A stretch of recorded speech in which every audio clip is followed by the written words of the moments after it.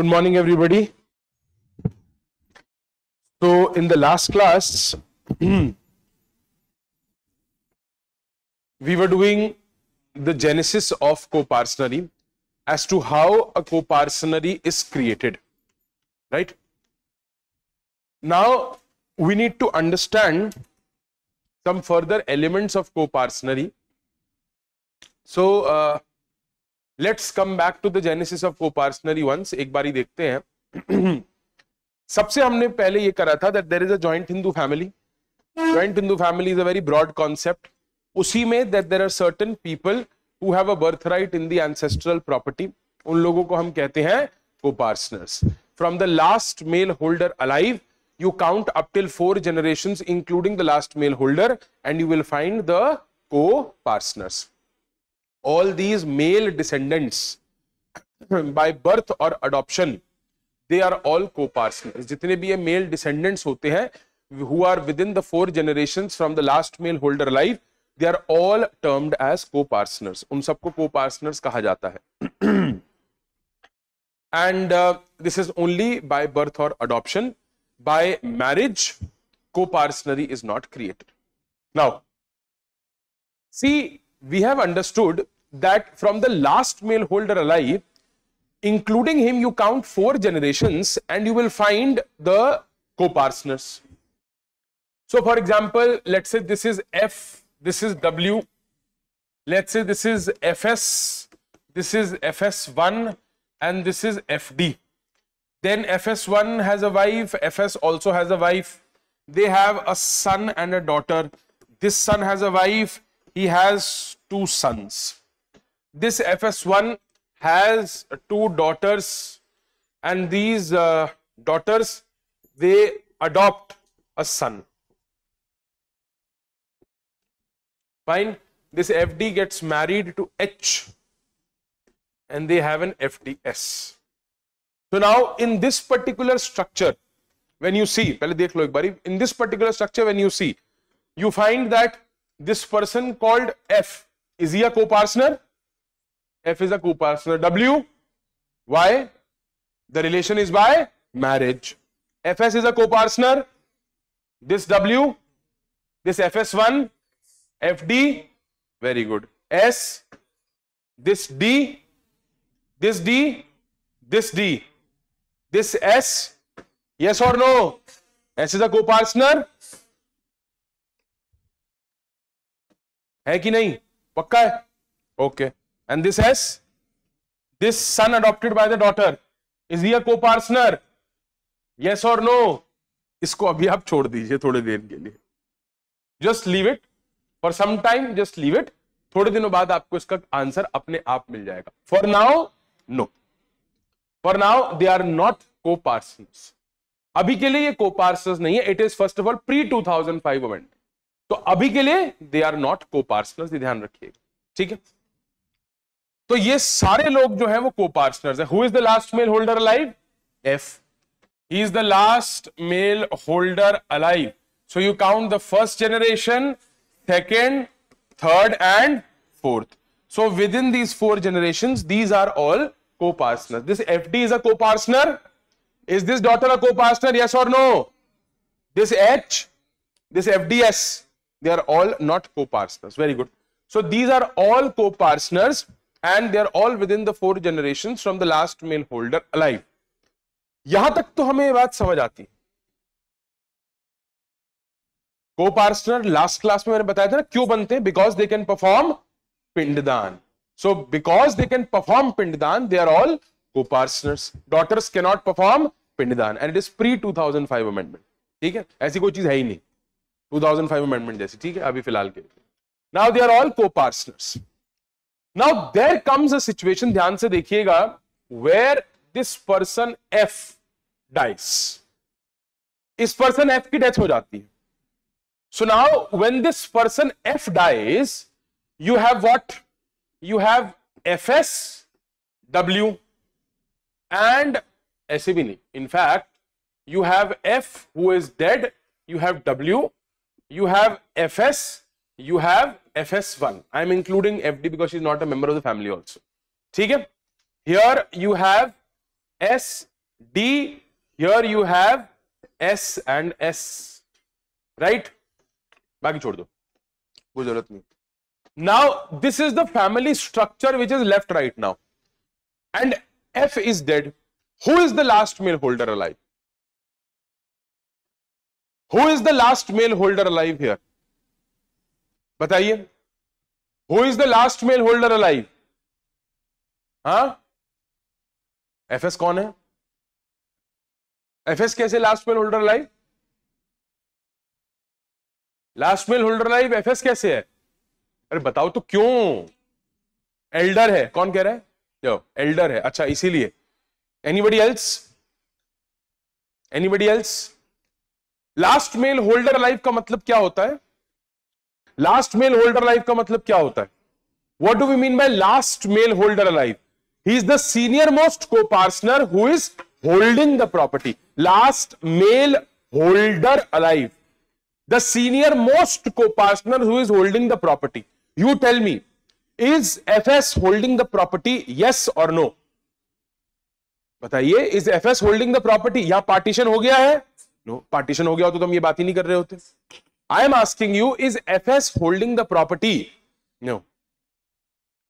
There will be no last male holder alive here. अब आप ध्यान से सुनिएगा, यहां पर कोई भी लास्ट मेल होल्डर अलाइव नहीं होगा. There is no last male holder alive. There will be no last male holder alive. There can be a karta. क्या होता है मुझे नहीं पता, बस सुन लो. देर कैन बी अ कर्ता. That means there can be a manager. There can be a person who is the head of this particular family, probably the eldest son. It is possible. It is possible that there can be a karta, but there is no last male holder alive. Now, out of this FS and FS1, where one of them dies, then for example FS dies, then FS1 will become the last male holder alive. Because when we talk about the last male holder alive, he has to be the senior most co-partner and the only one in that generation. वो इकलौते उस generation में होने चाहिए जो who's holding the property together. Last male holder alive. There cannot be two last male holders alive. It's not possible. There can be only one last male holder alive. And अगर कोई senior most co-partner है, that senior most co-partner can be the कर्ता. वो senior most को partner करता हो सकता है, बट वो लास्ट मेल होल्डर अलाइव नहीं हो सकता. He can be the head of that joint family, but he is not the last male holder alive. समझ आया? The coparcenary however will anyway continue. So now let us say this is F, this is W, this is let us say FS, this is FS1, he has W, he has W, there is FSS, FSS1, there is FS1S, he has a wife, there is FS1SS, he has a wife, there is FS1SSS, he has a wife, there is FSD, there is FS, okay, he has a wife. There is FSSSS1, there is FSSSD. So right now this is the current family structure. Now the last male holder alive is, who is the last male holder alive? F is the last male holder alive, right? Now this last male holder alive is the first generation, this is the second generation, this is the third generation, and this is the fourth generation. 1, 2, 3 and 4, right? Right? So here the co-partnering will end. Here the co-partnering will end, yes or no? यहां पर co-partnering खत्म हो जाएगी. And इसमें आप लोगों को पता है कौन कौन co-partner है, except FSSD and these wives, everybody else is a co-partner. सारे sons हैं यहां पर, सारे co-partners हैं. Now what I have been talking about is, let us say this person F dies. अब इस पर्सन F की अगर डेथ हो जाती है तो लास्ट मेल होल्डर अलाइव तो कोई नहीं बचा, नहीं बचा ना? यस और no? There is no last male holder alive. But the coparcenary will start from which generation? This one or two? Will it start from generation 1 or generation 2? 2. Very good. Now this coparcenary basically will start from this generation. That means the coparcenary will shift down. The coparcenary will shift down, and this will be the first generation, this will be the second, this will be the third, and now these will be in the fourth generation. So now they all also, except her, these two also will be included in the coparcenary. Kyun? Because now they are within the 4 generations from that senior most coparcener. Because there is no last male holder alive, we need to see the senior most coparcener. And now, after the death of this last male holder alive, the coparcenary will shift down. The coparcenary will shift down. And these members will also become the coparceners. वो coparcenary shift down कर जाएगी, because now this is the generation of the senior most coparcener. And now let us say out of these FS dies, and let's say he has a son. So will he be included in the coparcenary now? I am saying FS dies. Now this son, will he be included in the coparcenary now? Yes or no? No. Yes, कैसे? No, because he is the last male holder alive. Generation shift नहीं हुई. वो generation अभी भी यहीं पर है. That generation is still there, and he is now the last male holder alive. And 1, 2, 3, and 4, only these 4 generations will be considered to be coparceners. ये समझ आ रहा है जो यहाँ पे हो रहा है? Let us say this is F, FS, FSS, FSSS, FSSS, F penta S. Let us say this is the current family structure that we have, right? Now here, who is the last male holder alive? F is the last male holder alive. Now F being the last male holder alive, he is the first generation, then second generation, then third, and then fourth. The coparcenary ends here, right? The coparcenary ends here. अब कुछ चीजें हैं जो आपको यहां पे समझनी. Let us say this FSS dies. This person FSS, he dies. Now you tell me, F will be a coparcener, FS, FSSS. Will this FSSS be a coparcener? Will he be a coparcener? No. Because who is the last male holder alive? F. And when you count 1, 2, 3, and 4, he is still excluded by more than 4 generations from the last male holder alive. So he will not be a coparcener. ये coparcener नहीं होंगे. Let us say this FSSS dies. Now will he be a coparcener? Will he be a coparcener? Yes or no? No. Still, who is the last male holder alive? F. So 1, 2, 3, and 4. He is still excluded by more than 4 generations from the last male holder alive. अगर किसी की death हो जाती है, ये याद रखना, आप कभी भी उसको स्किप करके या जंप करके आगे नहीं बढ़ते हो. कभी भी आगे जब आप पार्टीशन भी करेंगे तो आपको देखने को मिलेगा, even if a person is dead, ऐसा नहीं है कि उनके जो बच्चे हैं उन्हीं को सीधा शेयर अलॉट करा जाता है. No, that does not happen.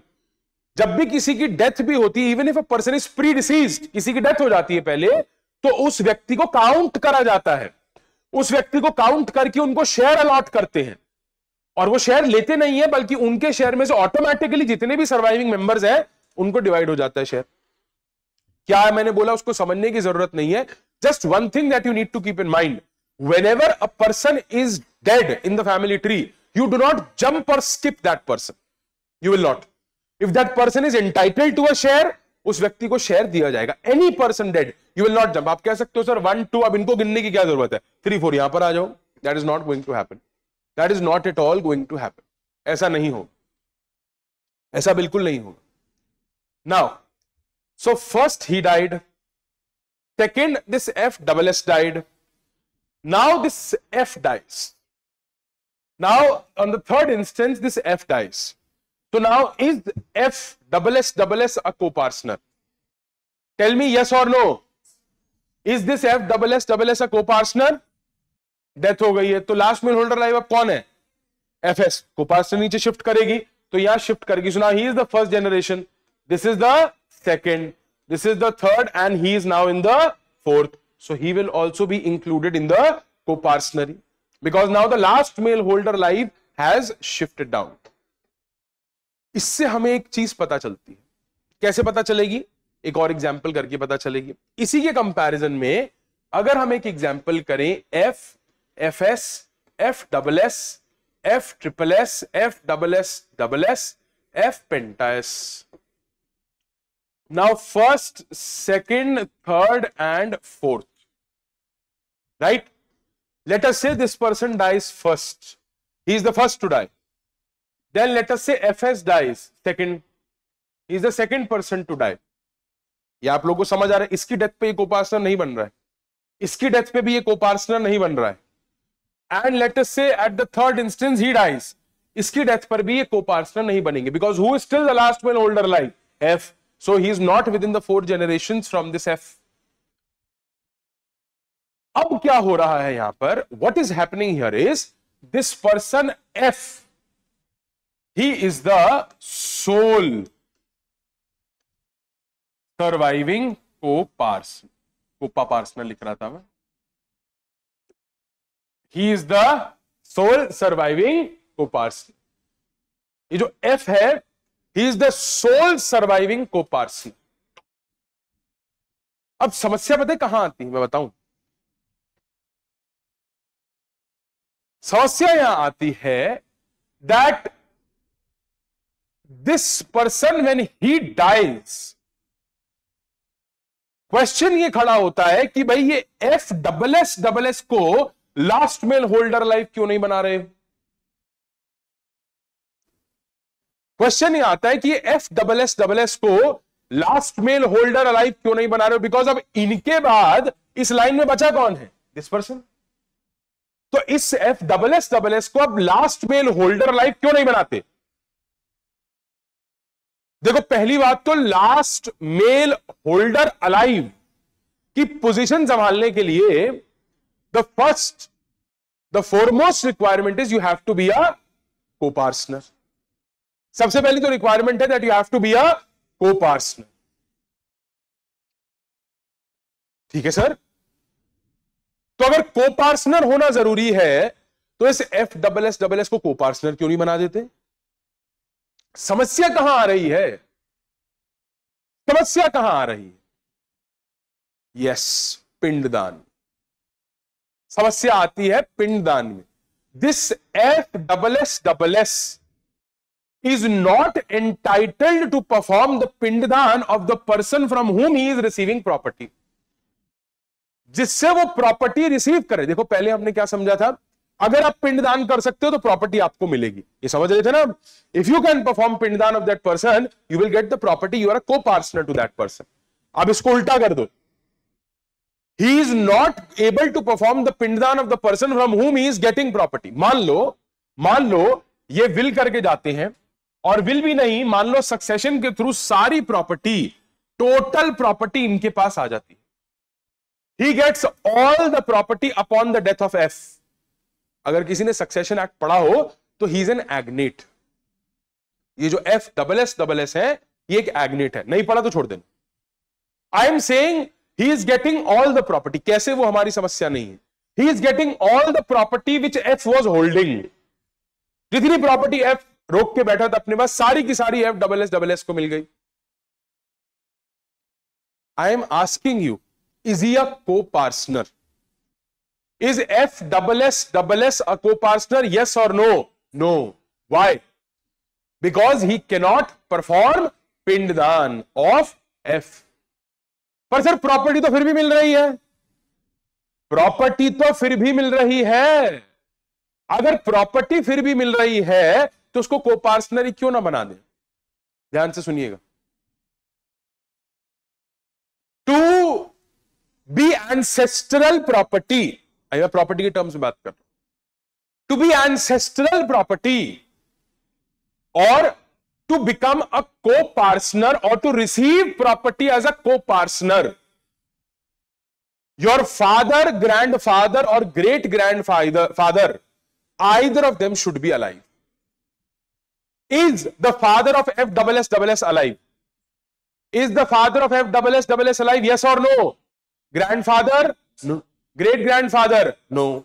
ये इन तीनों का ही पिंडदान कर सकता है, ये इन तीनों का ही पिंडदान कर सकता है. That is why he is not a co-parsoner. This is the best way to test whether a person is a co-parsoner or not.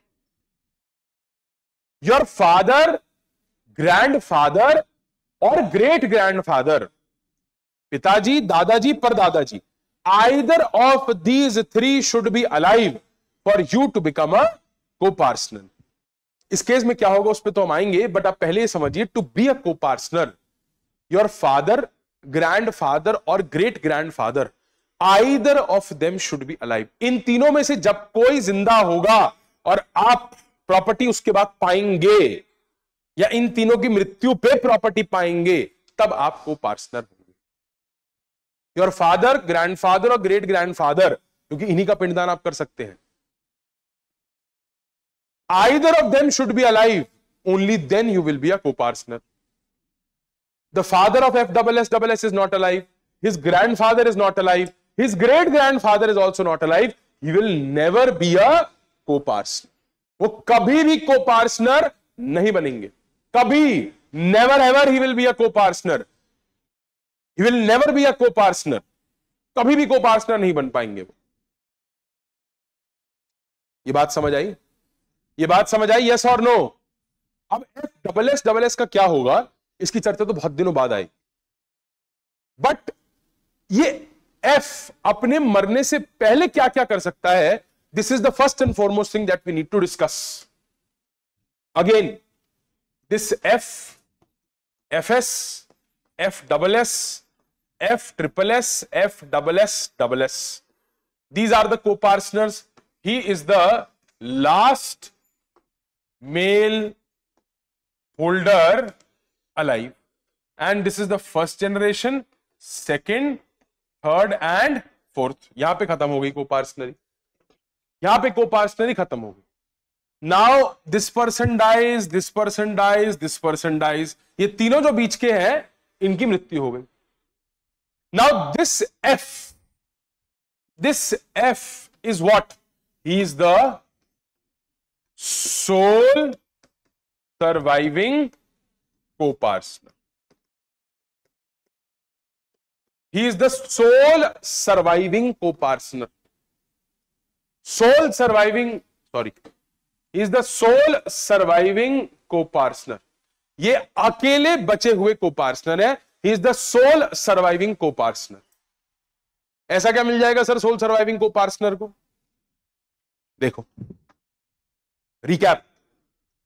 को-पार्सनर के पास क्या राइट होता है? Right to demand partition. Co-parsoner has a right to demand partition. And also I told you one more thing. This co-parsoner, he has a birthright in the ancestral property. Co-parsoner का birthright होता है ancestral property में. तो इन सबका तो अधिकार था, ये सब तो co-parsoner थे. ये बंदा co-parsoner है नहीं, ना कभी बनेगा. कि कभी भी इस को-पार्सनरी में को-पार्सनर बन ही नहीं सकता. It is impossible now, impossible, नहीं बन सकता. Because now his father, grandfather, great grandfather, they all three are deceased. He can never be a co-parsoner. ठीक है सर, ठीक है. अब कौन पार्टीशन डिमांड कर सकता है? Who has a right to demand partition here? Nobody. Nobody has a right to demand partition. Relations. अब इनकी मान लो इनकी कोई बहन भी हो, वो भी पार्टीशन नहीं डिमांड कर सकती. इनकी कोई वाइफ भी हो, वो भी पार्टीशन डिमांड नहीं कर सकती. इनकी मदर भी हो, वो भी पार्टीशन डिमांड नहीं कर सकती. फादर तो हो ही नहीं सकते, क्योंकि फादर होते तो वो लास्ट मेल होल्डर अलाइव होते. कोई भी हो पार्टीशन डिमांड कर ही नहीं सकता, कर ही नहीं सकता. तो पार्टीशन डिमांड करने वाला कोई नहीं, को-पार्सनर कोई नहीं, मतलब बर्थराइट किसी का नहीं. Nobody right now has a birthright in the property except F. ये जो F है, he is the only person right now left who actually has a birthright in the property. And the sole surviving co-parsoner he takes the co-parcenary property as absolute property. Now he is the absolute owner of this property. It is his absolute property. ये जो soul surviving कोपार्टनर है, he takes the coparcenary property as his absolute property. He is the absolute owner of that property. Nobody has a right in that property except the sole surviving copartner. किसी का भी, कोई भी हो, कोई भी, किसी का भी राइट उस कोपार्टनरी प्रॉपर्टी में है ही नहीं, क्योंकि वो कोपार्टनरी प्रॉपर्टी बची ही नहीं, क्योंकि कोपार्टनर देने लेने के लिए प्रॉपर्टी नहीं बचा. Now that is his absolute property. He is the absolute owner of that property. अब वो उस प्रॉपर्टी को बेचे, उड़ा दें, गिफ्ट करें, सेल करें, मॉर्टगेज, कुछ भी करें, it is his prerogative, it is his right. Nobody can question him because nobody else has a right in that property. किसी भी और व्यक्ति का उस प्रॉपर्टी में राइट है ही नहीं. Nobody has a right in that property, and F is the absolute owner of that property because he is the sole surviving co-partner. अब वो विल बना के आधी प्रॉपर्टी FSS को दे दें, वो विल बना के पूरी प्रॉपर्टी FSS को दे दें, वो सक्सेशन से प्रॉपर्टी FSS तक पहुंचा दें. It is his choice, it is his choice. He is the absolute owner of the property. It is his absolute property. Nobody else has a right in that property because he is the sole surviving co-partner.